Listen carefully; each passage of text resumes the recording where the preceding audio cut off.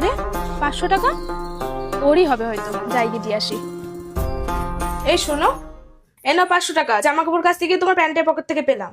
আরে এই 500 টাকাটা তুমি তো রাখতেও পারতে, সেটা কিন্তু তুমি করোনি। আচ্ছা যাই হোক, ওই 500 টাকাটা তোমার কাছে রাখো, আর এই নাও আমার তরফ থেকে আরো 500 টাকা। আরো 500 টাকা, থ্যাংক ইউ। আরে 1000 টাকা, এরা নাকি ভুলো মনে হয়েছে, যেখানে সেখানে টাকা রেখে দেয়। এনো 1000 টাকা, তোমার জিন্সের প্যান্টের পকেট থেকে পেলাম। 1000 টাকা পেলে? হ্যাঁ। সত্যি না, আমি দিন দিন যত দেখছি তোমাকে, বিশ্বাস তোমার উপরে তত বেড়ে যাচ্ছে। তুমি জানো তো আমার বন্ধুর বউয়েরা তাদের পকেট থেকে টাকা চুরি করে, আর তুমি তো উল্টো পেয়ে আমাকে দিয়ে দিচ্ছ। যাই হোক, আমি খুশি হয়ে এনো আরো 1000 টাকা তোমাকে দিলাম। আরো 1000 টাকা, thank you so much. So finally আমি এখন রেডি হয়ে গেছি মলে যাওয়ার জন্য। আমার এখন লাগবে 10,000 টাকা, কিন্তু আমার কাছে আছে মাত্র 5,000 টাকা। তো আমি এখন করবো কি, আমি সোজা ওর কাছে যাবো, গিয়ে বলবো তোমার জিন্সের থেকে এই 5,000 টাকা পেলাম, আর ও আমাকে কি করবে, আরো 5,000 টাকা দিয়ে দেবে। So let's go.